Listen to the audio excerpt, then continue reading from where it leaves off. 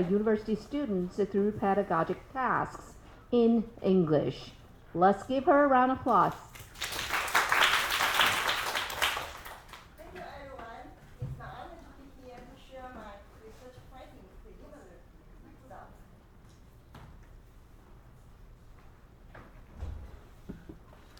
Hello. Currently, I teach at the National Taichung University of Education Science Education Program. Does it work? Okay. In my research, the course is the Psychology of Learning Science. 18 students take this course, but I got the data from the 16 students. Most of them are university sophomore with science major. Student background, they are diversity in English proficiency. In this course, I collect the data from English reading comprehension and psychology in learning science. So I designed 4 research questions to guide the research design. The first one is what are the university students' English reading and writing performances in relation to cognitive developmental theory? The second one is what are the differences in the self-efficacy of the university students concerning ESAP teaching and learning before and after the 5-week workshop? At the beginning, I tried to do the EMI instruction, but I found it's not hard to do that, so I changed to the ESAP. The third question is, what is the feedback of the university students after the workshop? The final one is, what are the reflections of the instructor after the workshop? I use the model, what I learned from the Columbia University. Professor Han mentioned about the info model. This model is powerful. I designed the input and intake and developing system and output. According to the negotiation, I try to design a reading activity, and then students do the reading activity.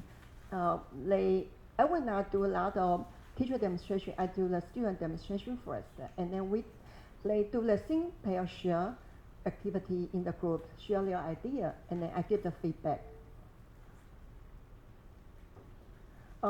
This is the flowchart of my study. I give them the pre-test, and I design the questionnaire, and then invite students to do the article reading. The article reading is related to the brain function and pietism, and the students try to do the prediction in the English reading, and they try to find the clues to match the reading they find out from the article. And finally, we do the post-test. Then we collect the data from the feedback of instructor and students. In this study, it's kind of action research. So I'm the researcher, also an instructor of this course. Some instruments are developed by me. The first one is the questionnaire. I try to explore the efficacy of English proficiency and attitudes towards science learning.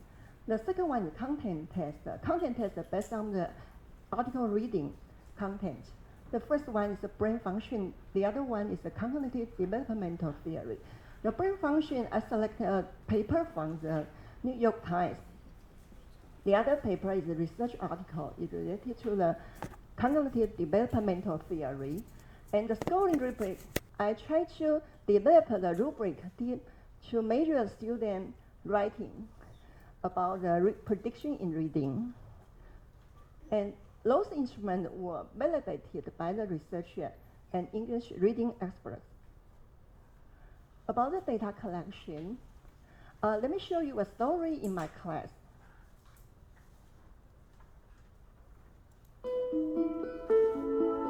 What I did in my class. The 16 students to do the activity in my class. That's a post lecture.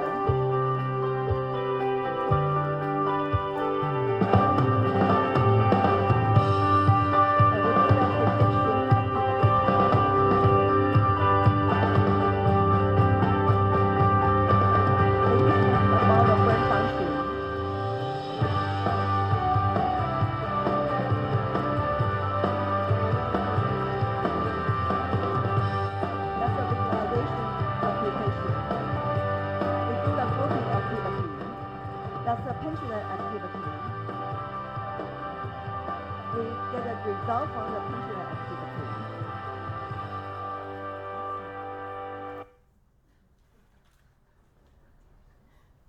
Okay, I think I'm kind of nervous. And we discussed about the brain function. That's the concept we discussed about it.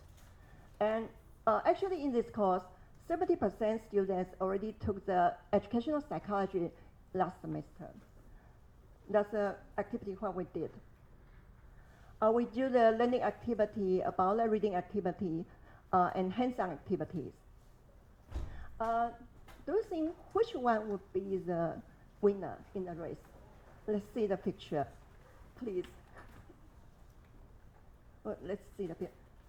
Anyone can tell me the answer?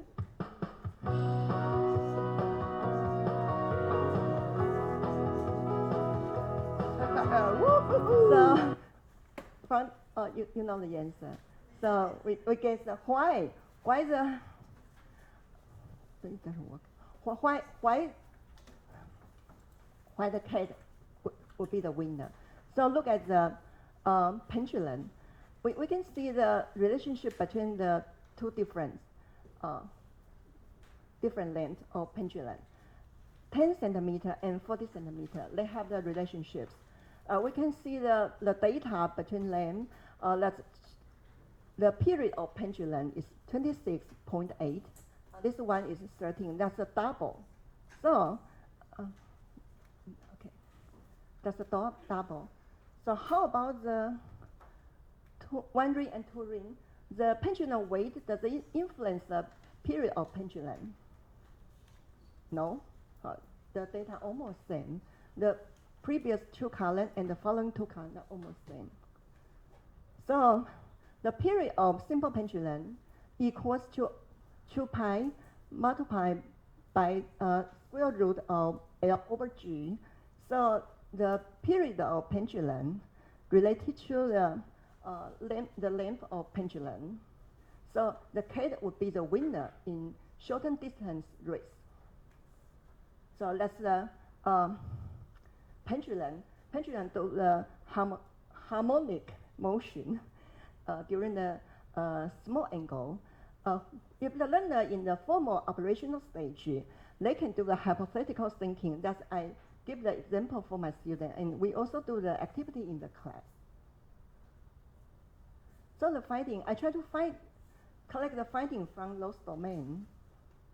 We do the think pair share. Then students try to perform their results, and they perform better than they did at the beginning. And students can feel a lot of rich content. The correct answer rate gradually increased. That's a pretest. The pretest about the cognitive developmental theory, 40% get a score higher than 80. About brain function, just 30% students get a score higher than 80. Actually, I haven't do the post-test. I'm supposed to be do the post-test at the 10 week of the semester. Self-efficacy and self-confidence in English proficiency versus science learning, I get a result here. And right now I have done the midterm test. That's the result. And we can see a little lower. That's the interest in studying this course content through EMI. That's a big challenge for me. So the feedback from the student, I collect the qualitative data from the students. The feedback from me, I will integrate English reading, science, psychology, and science experiments activity. And I will try to integrate multimodality and translanguaging and AI. I may use the high teach or Neopard into the next step experiment design. Discussion, that's a discussion. And inquiry-based teaching, prediction in English reading, and try to do the POE, predict, observe, and explain in science experiments. The self-efficacy and self-confidence of university students require further strengthening. Now I will apply the info model and do the negotiation. Negotiation strategies, I will integrate AI like the high teach or Neopard. and integrate science activities and psychology activities and prediction activity. And then finally, I will give the feedback to the student. I will do a lot of teacher demonstration. I will encourage them to do the student demonstration first. That's the conclusion. So I will, syllabus maybe change it. That's scaffolding strategy. And I will motivate students to learn about the content in English. So can I show the picture? So I think this one. Put the picture. That's the final one. So I think this film, I would like to express, I think the EMI is not easy for everyone or for the students. But if you take the advantage and according to the different environment to modify your teaching strategy, everybody could be the winner, even for teacher or students. Finally, thanks everyone for being here, and thanks Professor Han, Professor Liu, and the team members. Thanks all of you being here. Thank you so much. Please have a seat. And the discussion begins. Questions? Yu Ju. She's looking at other people. No. Yu Huang. No. Oh, Yu.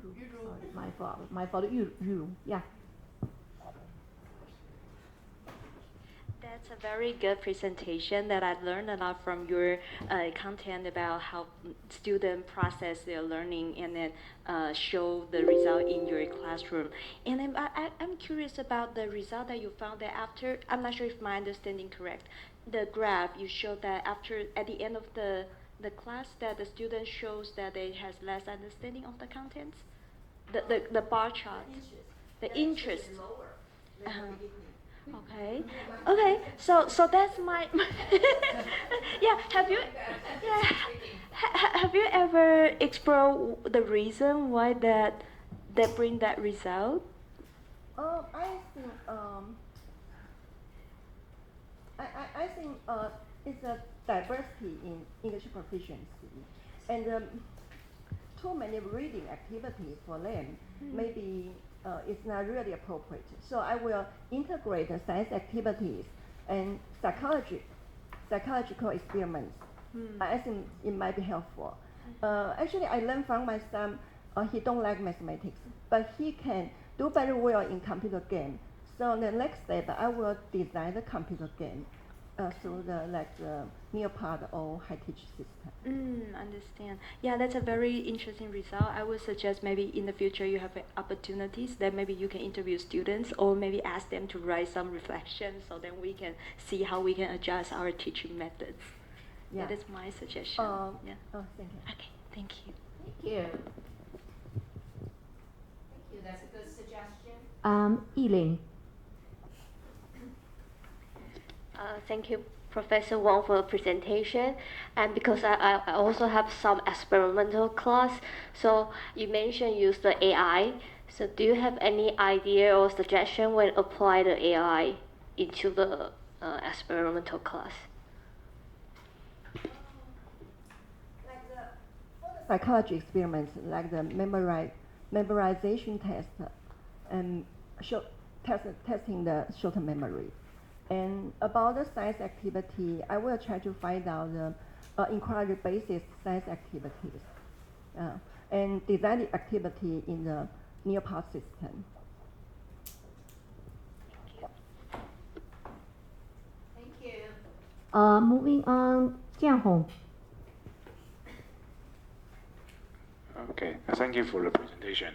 I do have questions. So these courses design was original just like this way, or actually this was the after you what I say is do you have the previous section? Do you do the same way for the teaching? Okay. That's totally different. What I did before, I designed the activities, science experiments and psychology experiments. But right now, I will fit the capstone project. So I designed the reading activities.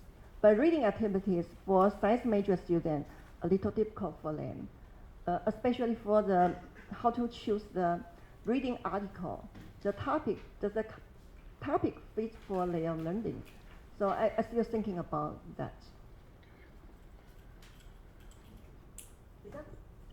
I answered your question. No, that's good. That's good. He asked a question. You responded to the question. Even if it's something you haven't done, you're thinking about doing something, right? That's good. That's good. Junko? Dr. Wang mentioned about our did the research about self-efficacy, and you also mentioned about self-confidence among the learners. So in that line, I'm kind of curious how your students are more willing to speak English and willing to learn the materials in English. What is your observation? I think part of them can speak English without any stress. But so I changed my course to ESAP. They can feel comfortable to speak English. Just part of them, not all of them.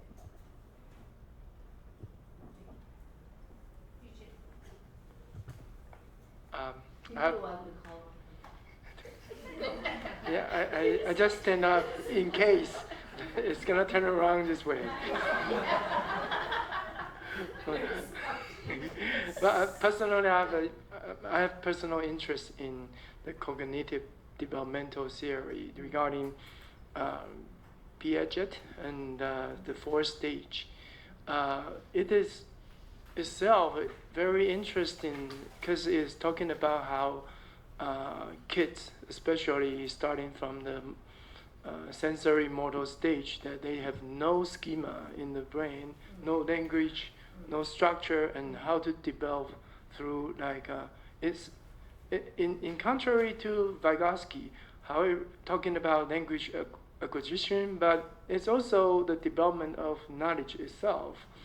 And I wonder if a proper pedagogical task in such a course regarding this particular theory, talking about development of cognition, you could apply the theory itself. Like started with let's touch, let's sense, let's do something, like following the stages the theory is talking about, and turn it into an experiential learning for the students. So it will be a better use of the English itself. It's a great suggestion. What you're suggesting is try something called embodied learning, experiential learning. Good suggestion. Thank you, Yuji. Thank you, Dr. Lin's great suggestion. I will try to encourage my students to do the lesson design at the end of the semester. Their lesson design should be fit the cognitive developmental theory. For instance, if they design the lesson design is related to the grade 1 or grade 2, and they have to fit the consider the pre-operational stages and concrete operational stages, student thinking. Yeah, I will encourage them to do that. Thank you. Thank you. That's wonderful. How are we doing time-wise? 2 minutes left? Okay. So I'm going to ask a couple of questions. Looking at the title, The Self-Efficacy of Cognitive Developmental Theories Performed by University Students, I'm having a little hard time understanding that. Are you talking about having students perform theories, or are you looking for evidence of developmental theories? Maybe you can clarify a little bit. I will try to explore their understanding about cognitive developmental theory concepts first. And I also collect the data. And then finally, I will collect the data again. And about the How students learn those concepts? then those concepts. And also, I will try to know their attitude towards the course learning in English and Sure. their attitude towards science learning. Can we have a quick look at the puzzles? You have like 3 puzzles here. Which is the one you were focusing on of the 3 puzzles? So you listed 3. I think the final one. The last one, English reading comprehension versus psychology in learning science. So it's about reading comprehension? Yeah, reading comprehension, I just do the prediction in English reading. Uh-huh. Yeah, actually, that's just a puzzle for me to develop the scoring rubric to measure their ability in prediction in reading. Sure, sure. Can you clarify just a little bit, why is that a puzzle for you? The 3rd point, English reading comprehension versus psychology in learning science. Why is that a puzzle? You must have observed something in your students.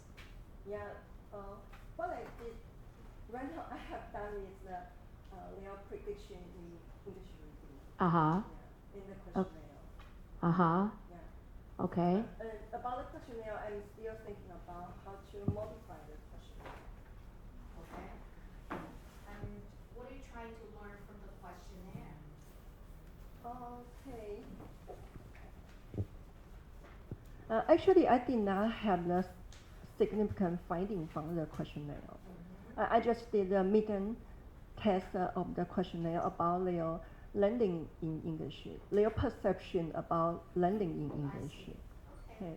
And end of probably at the 10th week, I will do the to measure their understanding, prediction in article reading and their concept learning, and also to measure their understanding about the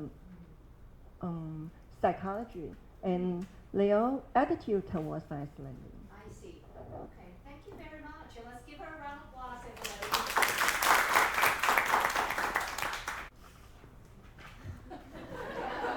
We'll now continue. It's okay, let me do it. Okay, now let's move on to the next presentation. Let's welcome Yonghui and Li Dan to give their presentation to us. The title is From Lecturing to Interaction, Perceptions of Alternative Ways of Teaching Reading to Lecturing. Okay, please go ahead. Hello, everyone.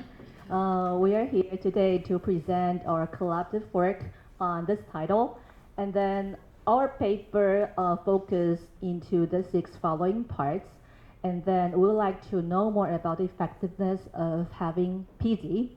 And then the highlights of the project is like we would like to shift the focus from student learning outcomes to teachers' PD in EMI, because we know that for previous studies, they focus a lot on the following 3 parts. Number 1, improving instructors' English proficiency, and also enhancing syllabus design, and also focusing on the pedagogy change.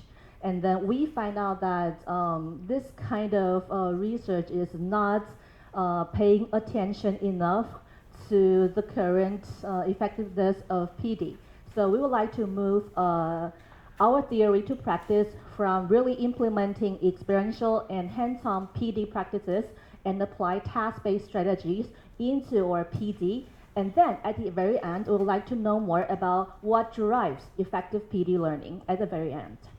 Okay, so we know that for EMI, it has become an inevitable trend in the world, especially in higher education, so that to champion EMI, a lot of universities will be using EMI to raise their profile and make their voices heard on the global stage. And then to successfully implement this kind of idea, PD become the key for EMI instructors, because it will be helping them to grow in their careers. And for previous studies, they show some ideas about PD is like usually for instructors, they are encouraged to keep improving their teaching skills before and after the training, but many still return to their original teaching style. And Yuan and his team noted that instructors may copy their own second language learning experiences when conducting EMI teaching. And then to prevent this from happening, and then to make sure that EMI teachers will not go back to their previous teaching style, PD then should be training instructors to run a student-centered classroom.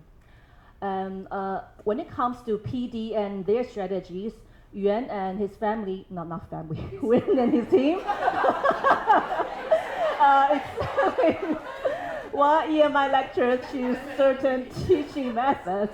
And then they found that a lot of people, they go back to their comfort zone without changing any kind of teaching strategies because they thought EMI teaching is very complex and multifaceted. So they thought that creating a structured and context-sensitive PD is the key to success. So when instructors learn strategy through PD, instruction tends to improve two parts on participation and engagement. However, a lot of PD, they fail to do that. So that another strategy coming out by using these 5 different kinds of elements to enhance that. For example, instructors, they have to use both nonverbal and verbal communication in promoting an understanding of PD. And of course, at the end of the PD, they should be implemented a certain kind of experience sharing and Q&A session. And of course, using visual aids is also important in order to create a learner-centered classroom. And at the very end, using semiotic resources will also be a key. Then, what about for intensity and capacity expansion of PD? Ongoing support is crucial to ensure the long-term quality of EMI instructions. So previous studies suggested that for direct counseling and mentor assistance, they have to be applied before and after PD. So there are still different voices coming out because some people, they may find out some drawbacks from PD. For example, number one, they have a lot of pressure because from the institutional side, and also they have some conflicts because if EMI teachers, they are spending time on PDs, maybe they will be sacrificing their time on their research or on their publication. And another research that is really interesting about some negative perceptions about PD is like a lot of their participants thought that PD certification, they will be adding an academic pressure so that a lot of EMI teachers believe that there's no difference teaching in L1 and English. And usually for EMI, they thought that EMI means translating L1 to English and that's it. So they thought PD is unnecessary. So these are some of the ideas that we have found from our experiences and from previous studies. So we would like to solve our puzzle in their mind. For example, according to our observation, we know that a lot of PDs, they are usually very traditional, and then they are really long, and then they do not have sufficient interactivities going on. So we would like to make sure that if we apply for a learner-centered pedagogy, will this PD become effective or not? And the second part is like usually for PDs, we know that they are always delivered in English. However, they are not teaching enough English pedagogies or strategies inside, so that it will be lacking some effectiveness of how a teacher should demonstrate the look of PD. So we would like to know if we apply sufficient modeling insight into our PD, will that be successful or not? And then for the third puzzle we like to solve is like we observe that a lot of EMI instructors, they are not really willing to change the way they used to. So we would like to see whether if after we apply for a training, maybe they will be changing a little bit or not. Okay, so our data collection process like that. In my school and for Professor Sang Li Dan's school, we are applying 2 separate PD sessions, but all our PD sessions will be focusing on 2 core activities. One is called chat station, the other one will be 2-line.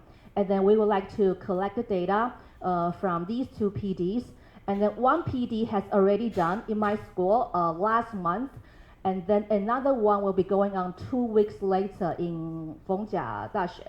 Okay, and then here are some of the pictures that we have taken that was the time when I was having a demonstration.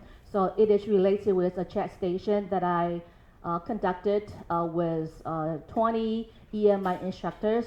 And then later on, we conducted a task-based activity called Two Line, and then we're discussing about different ideas about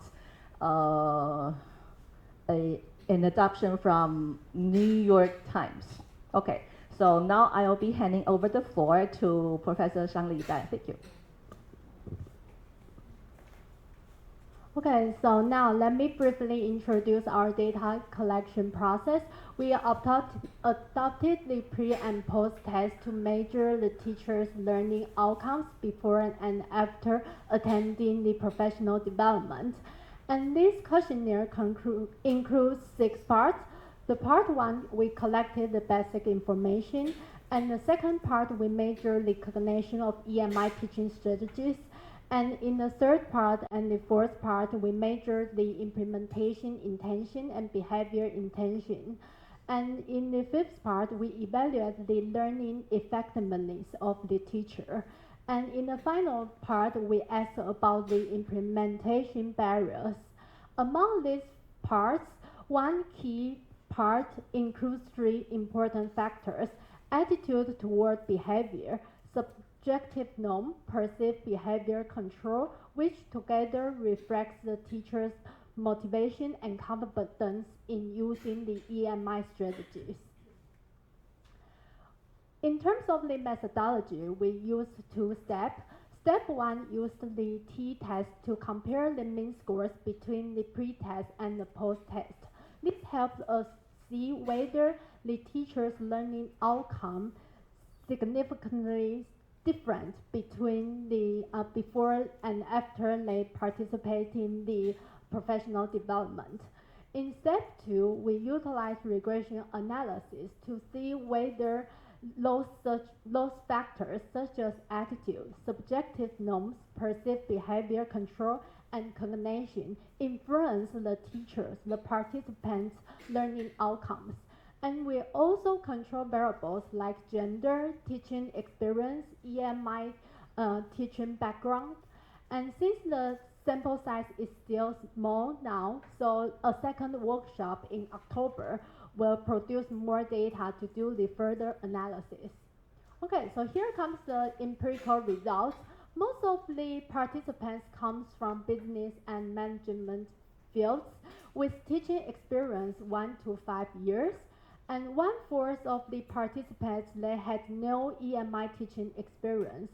And as for the cognition of EMI teaching strategies, among all 6 aspects, including chat station, two-line, group discussion, role play, PBL, and experiential learning, all they have improved significantly after attending this professional development.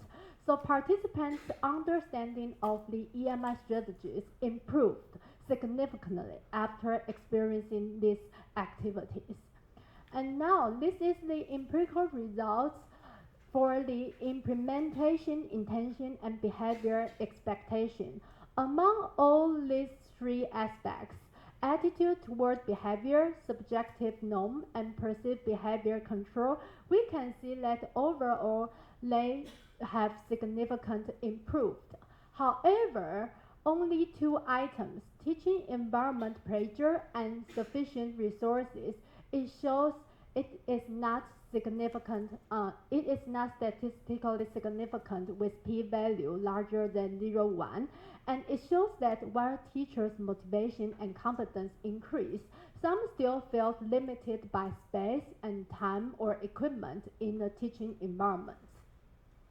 Okay, now we move to the behavior intention. As we can see after the professional development, teachers have higher willingness to use the chat station method in their courses next semester and intend to share what they learned to their colleagues. However, only 2 aspects. First, applying the two-line strategy, and second, redesigning the current EMI courses.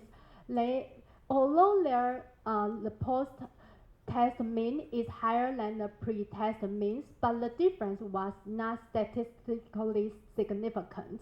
And the teacher said that compared with chess station, it is harder to monitor students' interaction and requires larger classroom space, making the two-line application more challenging to implement.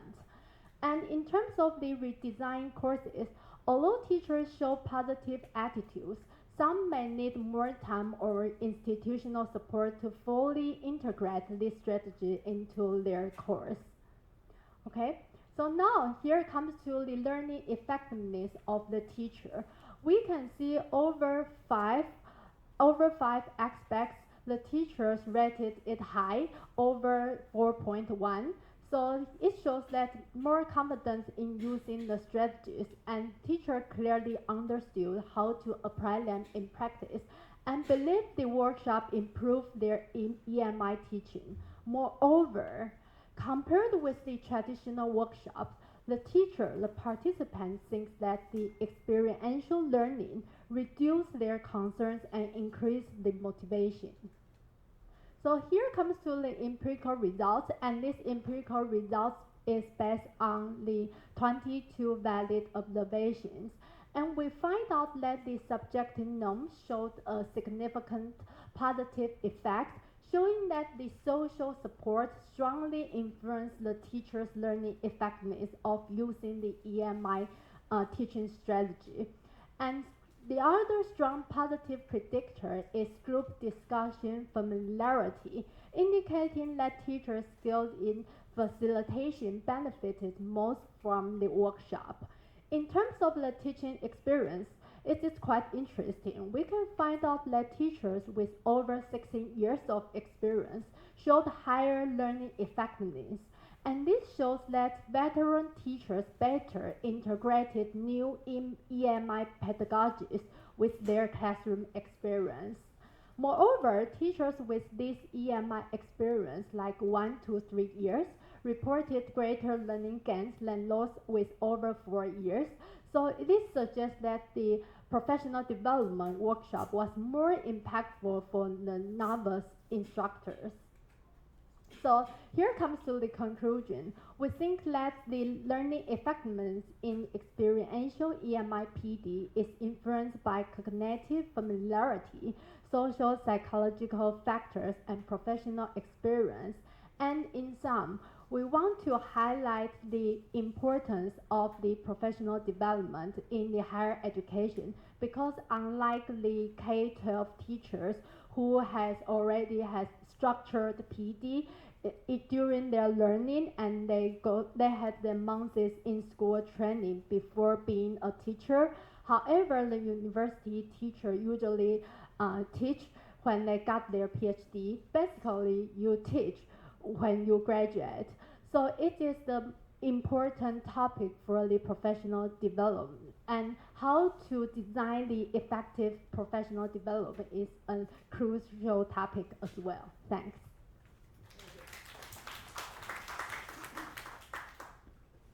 Thank you very much. How much time do we have for discussion? 10 minutes? Okay.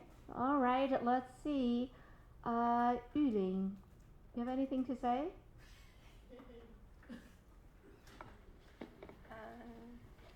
I'm curious about the significance testing. So why the threshold is 0.01 instead of 0.05 for the p-value? I said 0.1 instead of 0.05 is that basically I searched a lot of reference in the education field, and many researchers, they use the 0.1 to be the criteria to see the significance. My another question goes to the control variable that you use. So why gender was included as a control variable for this setting? Okay, because basically gender is the basic information, basic characteristic to the teachers, and according to the literature, they put the gender as the control variables as well. And because I have read many like, different aspects of literatures uh, relating to the education, and some of them are discussing about the student evaluation of teaching, and they also put the gender in their control variables. Okay, thank you very much. And now let's invite Paying to say a few words. Yeah, I think I do agree that with you. Say K-12 teachers, they have learned some teaching approach during their, I would say, training time. But university faculties, we don't really have any enough training before we teach in a university. So what do you think about a I would say the language, or what we call EMI, English teaching, that we use English to teach content. But as our group, we do have a language teacher. We also have a content teacher. Do you think that the kind of EMI training is get any difference as we receive this kind of EMI training? I know maybe Yonghui, you are the more in language teacher, right? Because your background is more about TESOL, and then some of you about TESOL, and also, but my background is not really, I don't really learn any TESOL at all. So I know how to teach in university through this kind of EMI training since many years ago. So I'm thinking about is any difference between the content teacher and language teacher we receive this kind of EMI training. Thank you very much for this question. According to my understanding, it's like in my department, which was established a long time ago, and then we had a lot of content teachers who are not really familiar with teaching strategies. And then lucky enough that I entered this department without any kind of management or business background. So my job in my department was to kind of like held different kinds of workshops to make sure that our content teacher will be better equipped with some teaching strategies. So basically, for my observation from those workshops, from my colleagues, they need some kind of like support for sure. Yeah, because just like what you have said, is like they don't really have this kind of trainings before. So I believe that all those workshops will be very, very helpful for my colleagues and also for other content teachers if they are really dedicated in the field of EMI. Thank you very much. Hope this answer will be okay. Thank This you. is good. This is good. Tony, you have any comments? This is actually a very good question. I was thinking, their result is very interesting, and they mentioned that those people who seem to have less experience seem to benefit more, right, from PE. I was thinking, but this doesn't necessarily mean that those people with more experience will not benefit from PE. I was thinking about how this might interact with, for example, their differences in their background. For example, would be like a TESOL person, you probably would have some understanding of how teaching should take place in the classroom setting. How does the differences in their educational background, being a content teacher and being a language TESOL person, would that interact with maybe training? I think that kind of interaction will be very, very interesting. And I think this is what happened to most of the people here. We have a good combination of people from TESOL. We also have some experts from the subject areas. And I think we will add more interesting data to this if you could further analyze how such background factor might affect. I think you probably have the data available. And I think this will help you to tell a more interesting story. It's a very interesting story. Thank you. Thank you. Thank you. Time? Again? About 4 minutes. 4 minutes? Okay, good. Let's see who to invite. Yes, Mike? Well, I have to say something because I'm the person to hire Professor Chen to come to our department. Okay, Professor Chen doesn't have any business background. So once he become the one of our faculty, the first things I do is I try to cooperate with her, publish many of the finance and the banking article. So of course, one of the job is my English is bad. Her English is good, so she is trying to edit my paper. And once she read all the paper, she getting more familiar about the content in business, which is a little bit different. So she improved about her knowledge in the business a lot, and which help her to teach MBA and undergraduate level course, English course. So actually, I think right now Professor Chen has the highest rating from the student, okay, in the department. Okay. So I think many students get a benefit to learn not only the content of business English, but also improve the language a lot. So many of our students right now very like to go abroad for the exchange student or dual degree program. So that's one thing I like the most. I see her development. So that's good. So but that's the good part. The bad part is I'm not talking about the Professor Chen's bad part. I'm talking about my department, because many of our faculty right now, it's very difficult for us to, like in my age, I'm very old, so we are during my time we are able to hire the faculty from United States, England, or Europe. So most of the people have enough English ability. But right now, most of the faculty right now, we are able to hire at age 30, 40. Many of them only have experience in Taiwan. Even they have ability to go abroad for a short period of time. But the English teaching for them is quite new. So actually, our university try to provide the teaching pedagogy class for new faculty. So not just Chinese, but also English. We do both. Okay. So I think those kind of things will improve our faculty in the future, and many of the student and the teacher will go into the EMI program. Another reason I stress again is because we provide money. Right. Thank you. Thank you very much. 1 minute? Okay, all right. So I want to use that 1 minute. The strategies you experimented with, could you name those strategies again? For the workshop.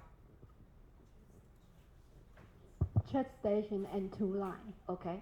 And I heard you refer to those strategies more than once as the EMI strategies. Why? Because we mentioned the PBL and the experiential concept during our professional development, because we think that not the single strategy, like we want them to understand like several strategies, but we implement the two strategies. You decided to experiment or focus on those two strategies. Yes. But those two strategies perhaps are strategies that can be used in the EMI classroom. They're not necessarily the EMI strategies. Does that make sense? Okay. Tell me a little bit about your data. What constituted the data for your study?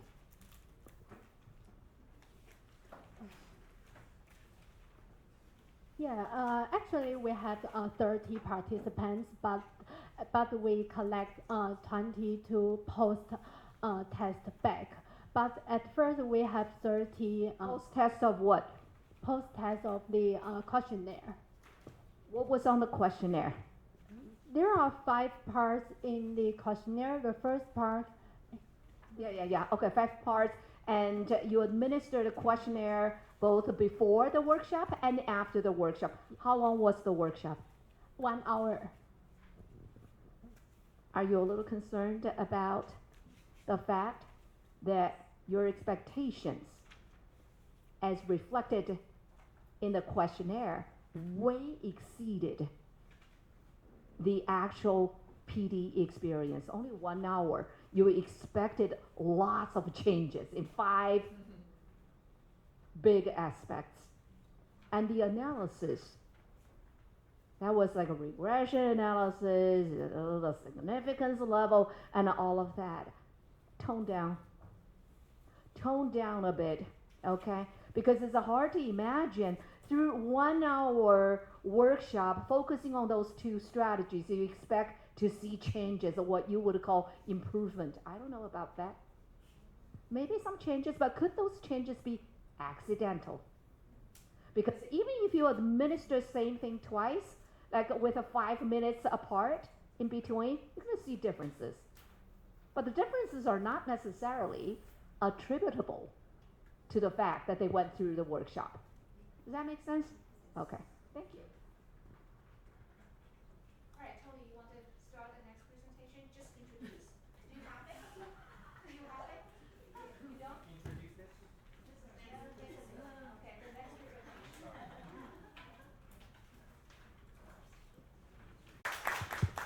Good afternoon. It's my greatest honor to be able to be here and I'll present to you all my capstone project. It's basically based on a course I taught last year.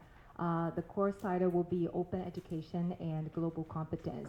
So it's quite obvious that through the course, I'm thinking of getting students to build up their global competence in an open learning environment through task-based learning, especially highlighting the sequencing strategy. Greater details will be shared with you later. And in here, in this kind of design, it's not difficult to imagine this EMI challenge coming to me because following what we just mentioned, the background or like the overall thinking in here, suppose we're focusing on this pedagogical strategy but not really considering the overall context by being context appropriate or like context responsive enough. I think we are still facing the same thing as in, bringing all the info conditions, input, feedback, negotiation, and output, but still not fulfilling, in a way of optimizing the EMI conditions for the students. So that'll be why in this current research or in last year's course, I was incorporating OECD's anticipation, action, and reflection learning framework. At the same time, bringing SDG so that they have got this familiar lens or like to bring in this global content. And while at the same time, I'm utilizing open platform so that they get to have this playground to develop their balance in between meaning and form. So specifically through cyclical open practice of task-based EMI, I'm thinking of differentiating the info conditions, and I'm expecting to grow that language awareness alongside content development in multilingual classrooms.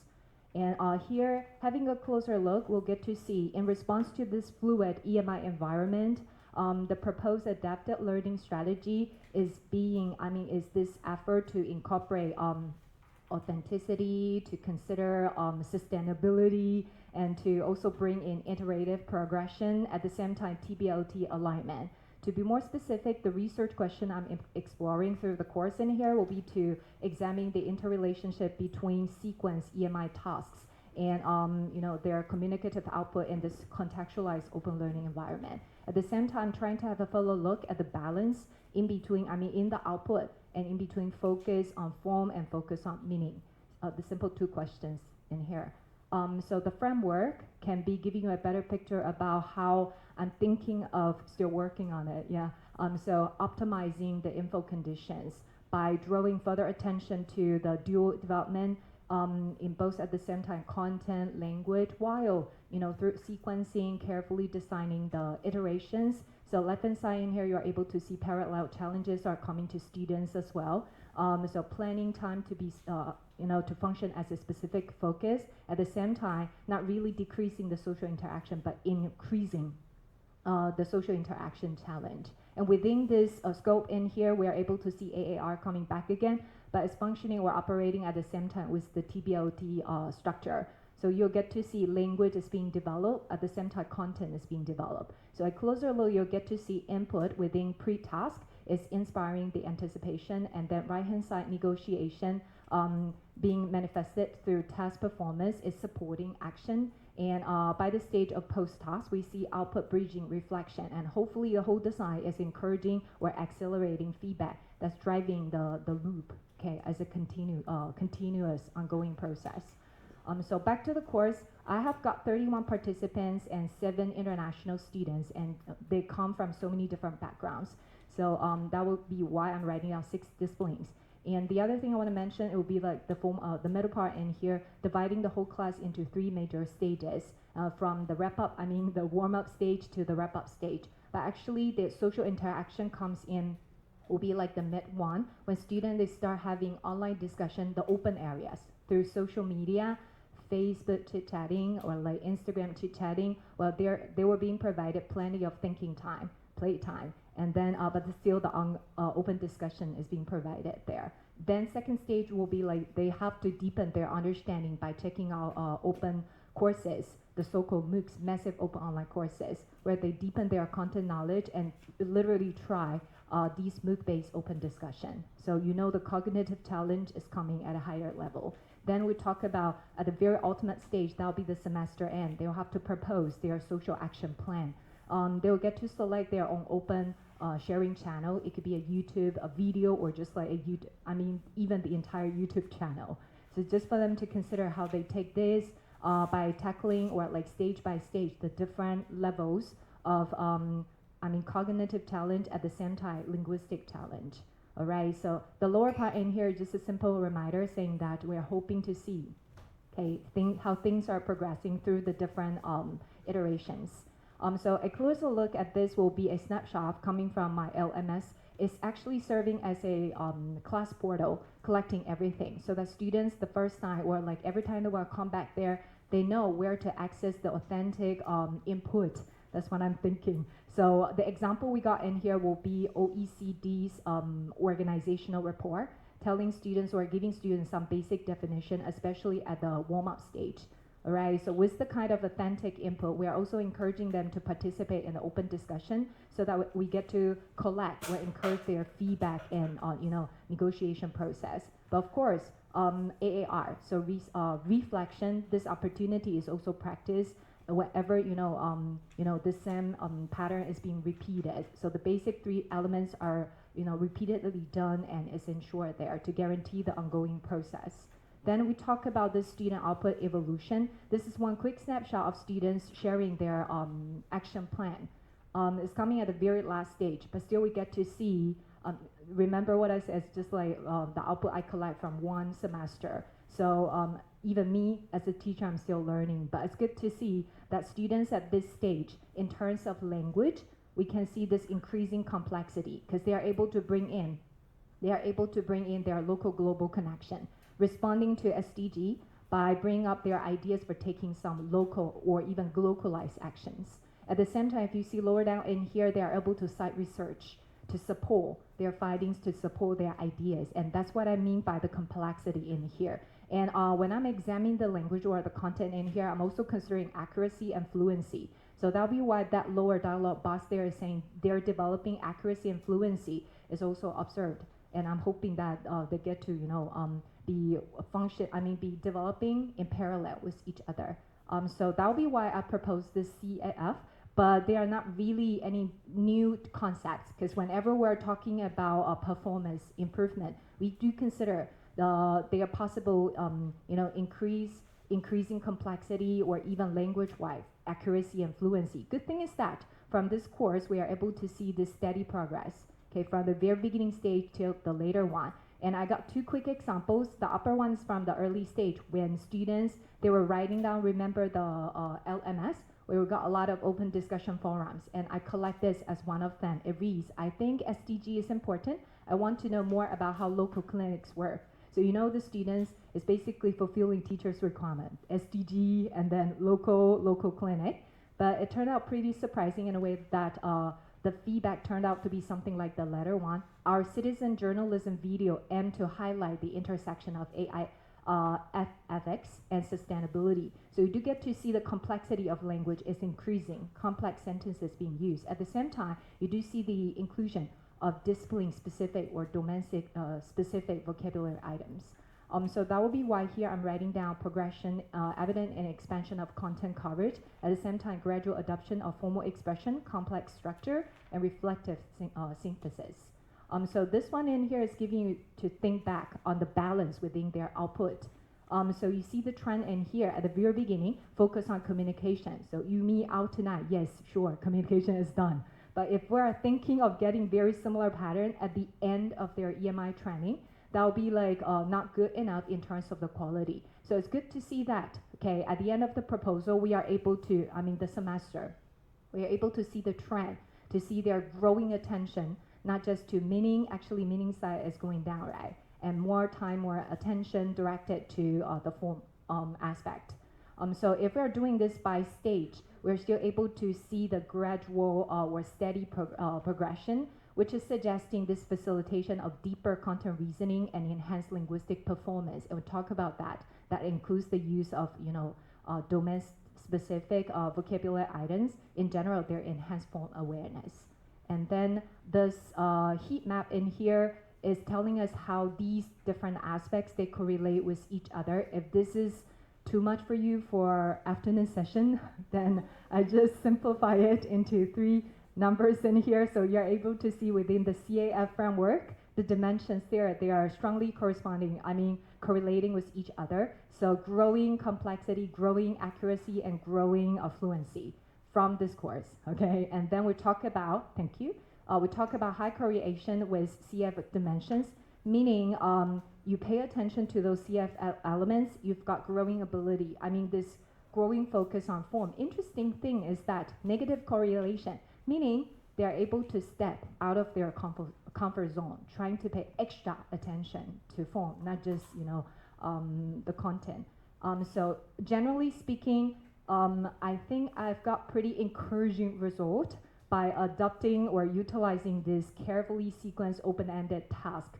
In general, that new pedagogical strategy. So I'm hoping that to truly practice this sustainable idea of EMI, we can take this, now we are at this institutional level, good, all right. Maybe to even upper level to include everything like macro, meso, micro, to truly have this EMI practice for the benefits of not just students, teachers, and all the participants. I think we'll have to put an end in here. So this ecosystem, let's just keep it up. Thank you. That'll be my presentation.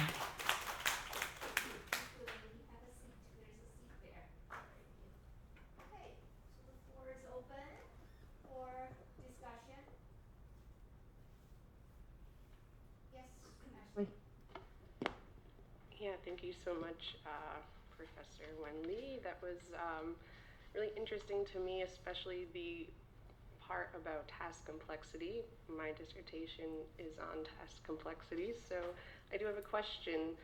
I see that you mentioned reasoning. I'm wondering that you progressively increase the reasoning demands of the tasks. I wonder if you could sort of clarify or unpack how you operationalized reasoning in particular. Reasoning in particular. Yeah, so I can mainly take the 3 stages of work as example because these 3 stages, they engage students using different open tools. And the tool itself is also a path to different levels of thinking. Yeah, that's in the first place I thought how this would work. So the first stage will be the use of social media, any kind of popular platforms. So students, they were just going online, checking out any topics related to their self-selected or group-selected SDG. They just went through all the posts and trying to figure out how people were defining. So here comes the task. So definition to identify how the SDG is being talked about, and then they go back to this LMS to write down what they've got. And that's about this first stage of reasoning task. Then we talk about massive open online courses when a lot of open discussion is provided to engage students in debate, tasks. And then we don't just talk about defining or identification. That could be comparison, right? Application, higher level thinking being required. Then when it comes to the last one, we know about learning mastery, the theory, okay, mastery of learning. And then we talk about creation. That's the time they look for their own personally prefer open learning channel. Like what I mentioned, creating a Facebook channel or lower it down to just like, share a YouTube video. And that'll be the time they challenge themselves with a different reasoning task to truly come up with a plan and share the plan with their open audience. I'm hoping that this explains the reason different levels. Thank you. Actually, you want to follow up? Sure. I could just ask maybe in that third task, so what exactly are the reasoning demands of the task? You mean in terms of Bloom's taxonomy there? It could be anything, yeah, I know. So, but the first time I was designing the whole process of learning tasks, I was thinking of the taxonomy. So that would be what I was focused on first stage: identification, defining, understanding the concept, and then we talk about comparison, analyzing, and then when it comes to the third one, that would be, you know, applying their thinking and up to the point of creating their own output. Yeah. Okay, that's pretty good actually, because it wasn't that she was not using any framework. She was actually using Bloom's taxonomy to guide her kind of determination of which task was relatively less complex than which one. That's much better than going by one's impression. I think this is more complex than the other one. Ideally, you would like to break each task down into features, and then you compare, look across, you know, look up and down, and see which one really is more complex than which. Okay, but what you did was good. That's better than not using any framework. Okay, good. All right, anybody else? Anyone else? All right, so I'm going to chime in here. Wenli, thank you so much for your presentation. Yeah. Round of applause. So essentially what you did was a reanalysis of a past lesson she taught. It wasn't something that she created for the project. She looked back at a course, right, she taught in light of some new understanding of how EMI perhaps ought to be conducted, correct? All right, so you did a reanalysis of what constituted your data. What was the data So I'll be for your analysis? Because you had a lot of results here. Yes. Yeah. So I do have the learning management system. I was using School's portal. Sure. Yeah. So students will be coming back to the portal to leave their comments, to join the open discussion. So for this round of analysis, I'm mainly using their text output. Yeah. Oh, I thought you already did it. Otherwise, you wouldn't have been able to show the results. You already did it. Yes, yes. Okay. You mentioned at the beginning that there were about 30-something students. 31. 31, okay.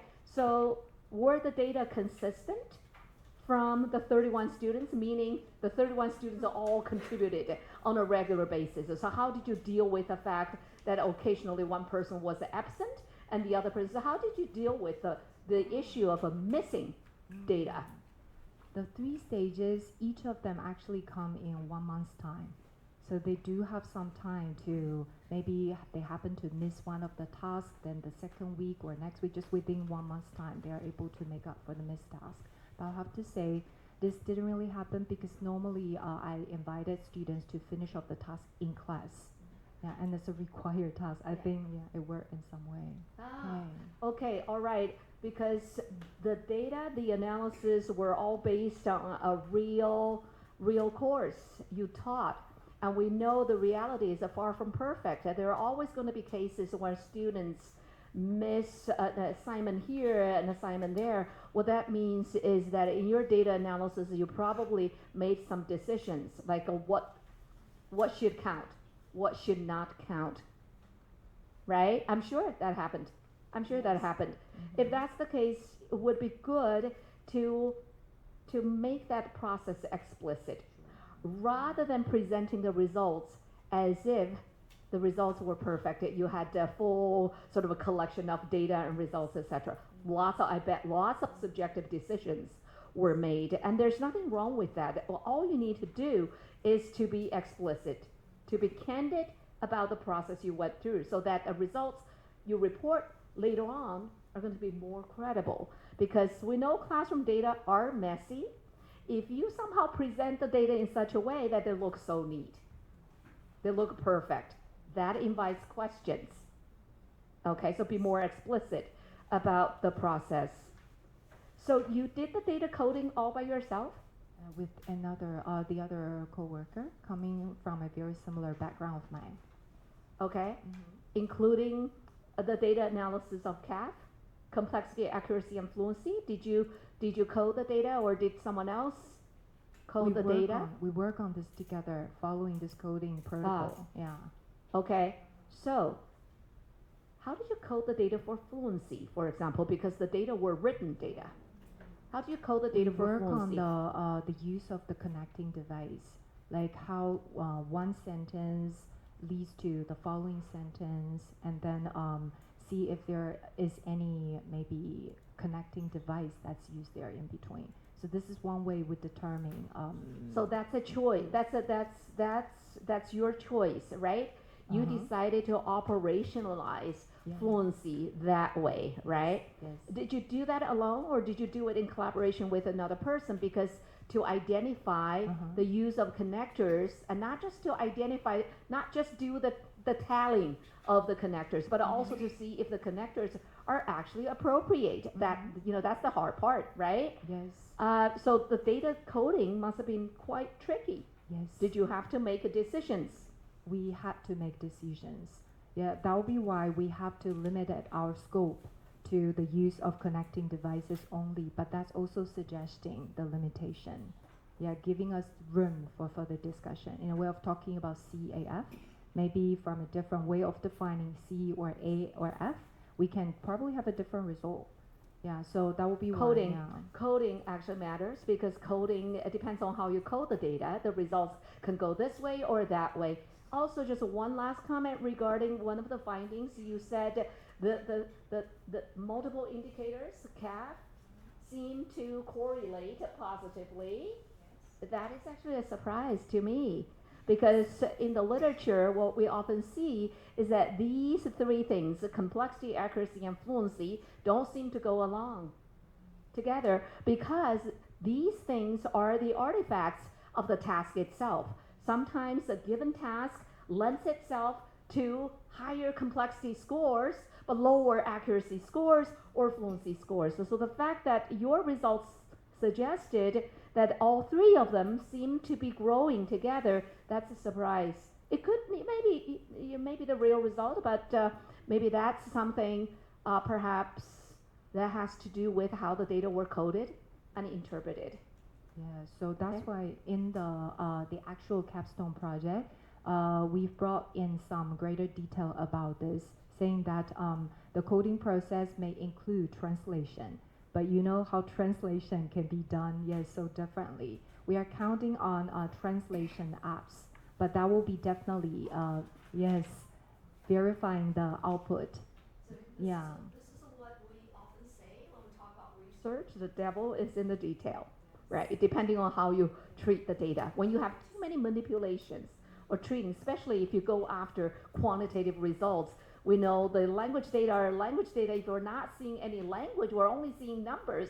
We know there are many things that have happened behind those numbers. Yes. Does that make sense? Yes, that's exactly the feel I got. The minute I saw the heme, I was like, no, it's not real. But exploratory practice, maybe that's an encouraging message to me. But I'll have to say, in a way, at least I found room for improvement. Yes. That's great. And we applaud you for you and your effort to go back to your previous practice and reanalyze the data and see if your teaching was actually validated in some way now that you're armed with this, you know, these new insights. And so that's a wonderful exercise that you want to continue to do that, right? Be very analytical about your own practice. Thank you so much. Let's give her a round of applause. Thank you. Thank you. Okay, I just found that for most of the studies today, actually the best practice and the best example actually is us, right? All of us. For example, if we can just test the participants in these 2 weeks, maybe we will have a significant, I think, okay. And for my topic again, actually I would like to just research on the out of class, after class practice, and we can just, where's Yuan? Okay, there's a because there's a pre-class and in class, right? Yun. And I'm out of class. So it means that we can just cooperate together, so we will just have an ecosystem. Yeah, from the beginning to the last. Okay. So actually, I would like to say that we are very working hard in this section, right? So actually, we do not just spend time of the national holiday in United States, but the national holiday here in Taiwan, right? The double tenth is deadline. So I would say that actually we just spend a lot of time out of class, right? After the 2 weeks, actually we just spend a lot of time here. So actually I would like to say, why this happened? Why in our class, students just end of their studying after class, but why we can just do this? So this is my question, and I just find the answer here. Okay, so the question, the first one is that what is the challenge? As I have mentioned, because they just remains confined to the classroom, they just do not, they have limited continuation of their study. Just after class, they do not do anything after class. So I want to find some puzzles and the reasons and would like to solve this kind of problem. So I just think that there are three disconnections. The first one is that the little connection to real world context. So we provide some maybe homework, but actually there's no connection to their daily life. So they do not know how to make use of this. So for example, if I had money maybe 10 years ago, so after I take my class, I would like to know later how to invest, right? So I will know, okay, what is the connection. So maybe for example, there's a simulation, so I will know, oh, okay, how I can do this, okay. So I'm very expect for my presentation, so that I will know that maybe I can just get more knowledge, okay. The second one is about little connection beyond the classroom. It means that the materials are scaffold, do not be scaffold. It means that it is just independent and isolated in classroom, but they do not just extend out of class. So maybe you can have a series of activity so that they can just do something in class, and then they will complete after class. So they'll find there's a continual learning, and of course they can just connect to the next time pre-class learning. So they will just like find this sequential. And the last one is that I found little connection to collaborative engagement. Actually nowadays students are like to receive response from their peers, just like I want to receive response from you and feedback. So and actually, so, okay. So that's an example. For example, today in the evening there's a big event, right? Blackpink just go to Kaohsiung, right? So you will see a lot of posts, just like they were just sharing anything on their maybe stories and Instagram, right? So for here, actually the feedback is just from our teachers, maybe from their classmates. So I think that because of this connection of their output and their feedback, they do not know how their classmates may see their works or their assignments. So I would like to add this kind of element in my capstone project. Okay. So the research setting is my course this semester, Introduction to Technology Management. And I would say this year is very special because there are over 100 students, 110, and third and fourth year undergraduate students just enroll in the class. So actually it's a very big challenge for me because if I want to adopt some strategies here, I need to move to a larger classroom. So I did it. So I just tell my office, say, can I just have a bigger classroom? Yes, so yes, we have this. So the following I will show that what did I do. Okay, and this class is very special that it is not an in-person class. Actually, it's a synchronous section. So I ask the students, because of the EMI classroom, I say, can we have 3 times in-person activities? Okay, so they say, yeah, so we can, I can just have this capstone project complete. Okay, so the first class, because again, maybe with someone here, I just have only one time meet with them. So actually the first class is very important. It's not just like to talk about the syllabus. I need to do something so that I can collect data. And after that, we have an online class, right? So we need to just do this, okay. So it's very nervous for me. Okay, so the assessment again, so we just design some of this. Okay, I will just show this following, okay.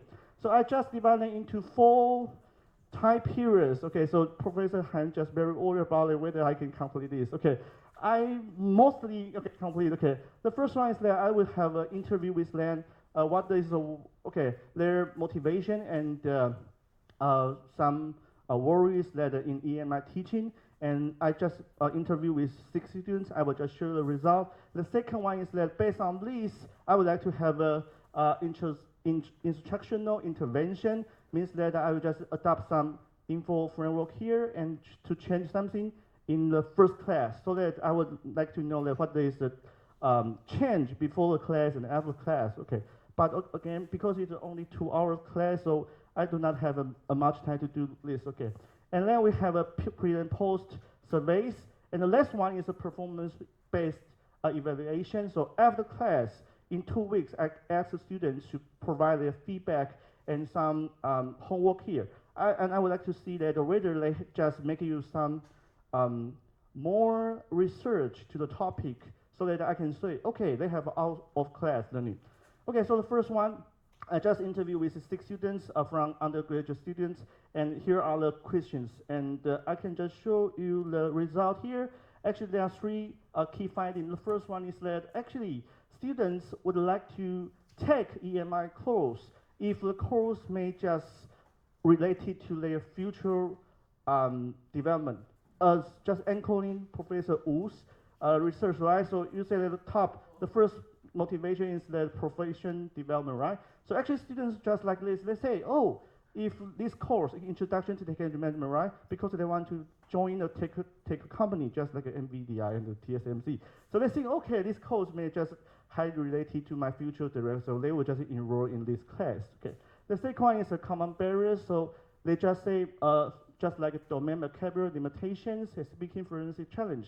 All of this, just as I remember some of your study just mentioned, this is very important barriers for students. Okay. The last one is that whether if I expect the extending learning of student out of class learning, very important is that whether your homework or your assignment there's a personally meaningfully or connect to the real life. So I need to redesign this based on this. So actually the interview is very important because I would like to base on this result to redesign my course so that I can collect data according to this. Okay, so the second one is instruction intervention. So I just adopted the gallery walk. So now you know that when I need a large classroom. So because there are 100 students in the classroom, they need to walk around the class. So again, I just follow, actually I just use the slide that you have. So I just open the slide that you provide and just say, okay, the step 1, you need to walk around the classroom and to see the procedure. Okay, and then I would like to ask them to do something here, just like, okay, here's example. I just extracted some news from BBC and Forbes, and actually these the real case and real practice, right? And news that relate to introduction to technology. So for this one, you can just see that there's a big news, right? Oh, these two. So, and then I will explain around their work. The first one is the headline creation. So they will just cooperate with their peer and to just give a headline of each one. And actually they will just have a peer discussion, right? So actually I found this very important process because they can collect the vocabulary they need. Okay, so it is very important. The second one is that they will have a personal response, and then they will just select the phrase and have a stick on the wall, and then they will just have a social worry streaming after class. Means that you need to post something on the platform. Okay, here's the picture. Okay, and then we have a surveys, and before the class, I want to ask some of these questions, and then after that, I will have a post-test survey to know that whether they just have giving their motivation to our event and EMI. And here's the result. We can just see a very important thing is that for this one, here, for extended learning, before class only 3.72, right? But after that, we can just see over here, over 4 point. I do not run the statistics data, but actually I see maybe there's a significant updates of this. So actually I would say maybe there's a peer integration is very important. And I align their assignment with their real case. Okay, and then here it's social sharing. So I just provided some key items they need to use, the key sentence that they need to share, and I would like to ask them to post of this, and then I would just use the bar to check that whether they just have an extending research. And here is the example you can see. I would like to know that whether they just use a sentence here. You can say, oh, this makes me wonder, okay, how, it means that he raised another question, means that he wants to know more, and he give me a link here, right? Means that I search for other source, right? And this one is again, so you can just see that a lot of things that they have gained, and then they have extended learning from this experiment. Okay. So, and this is info that why I just designed this framework and activity. Wow. Okay. So fading and flowing. I think that I just find a lot of fun this activity. Thank you. So maybe I can have a shorter Q&A section, right? So, Please take a seat. All right, Mike, please.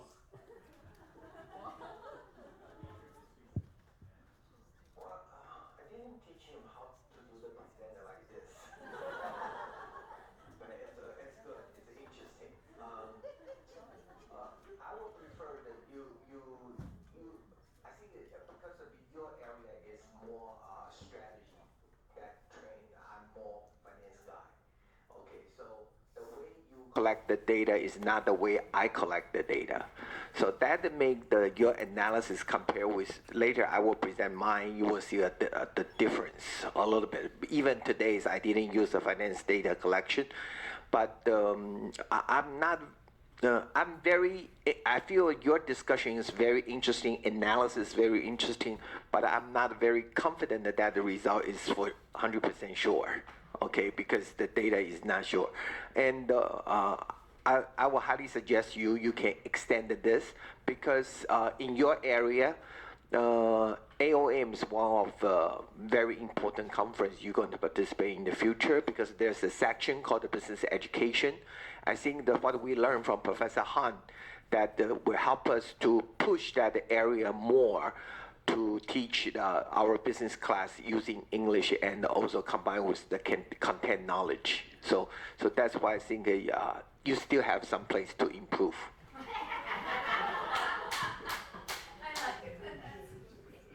That's great. Tianhong, you're next.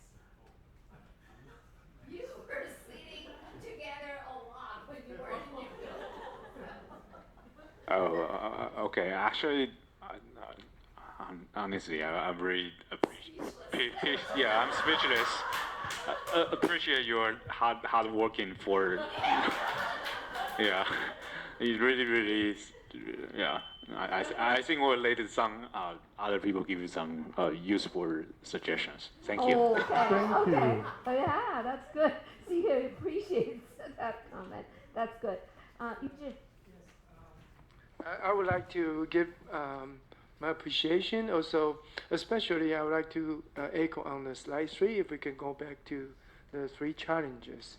What I learned, I think maybe not the only one, but what I learned, one of the learning,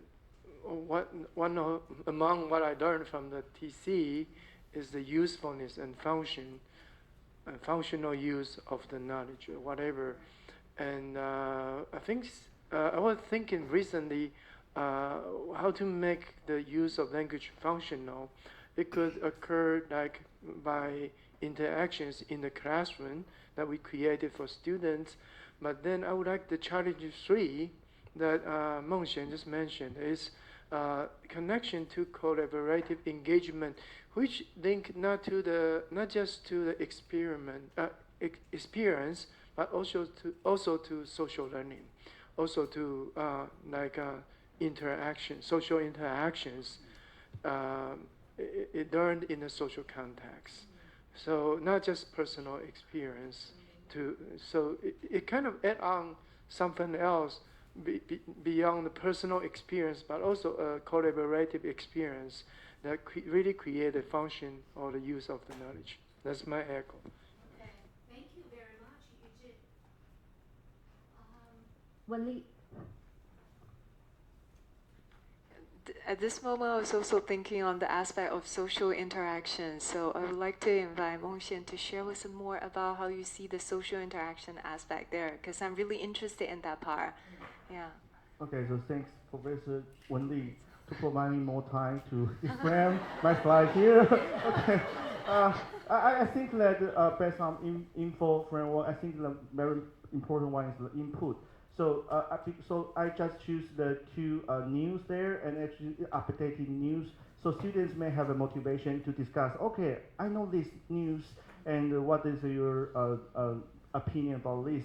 Another one is that because that I just say that I would like to collect your feedback, right? So in English, so they will just have a motivation. Okay, I need to collect information from my peers and the vocabulary from them because I will explain. Okay, you can just share the feedback here in the state. So if they want to just lower their affective filter, they can just now just collect some answers from his peer and he can just share here. So I would say it is just like a social. And another one is that I have a digital platform, means that they can just post on it, right? And maybe next one, you can just see a lot of viewers there. Next one, next page. Can we? Maybe not this one. Okay, so you can just see, oh, there are maybe 50%. Okay, 50% just read my post, and actually they do not do any reply. But they will say, oh, so I have a lot of audience, so they will have a motivation. They say, okay, I want to post something to attract people's eye, just like they have done on Threads and Instagram. So this is the mechanism that I observe. I really like that aspect taken. Yeah, audience oriented. Yeah. Okay. Thank you. Thank you. Uni. Yeah. I think the title of the research is very interesting, bridging in-class learning and out-of-class practice in EMI. And you have a very bold intention. So to see that students can actually use English outside of the classroom.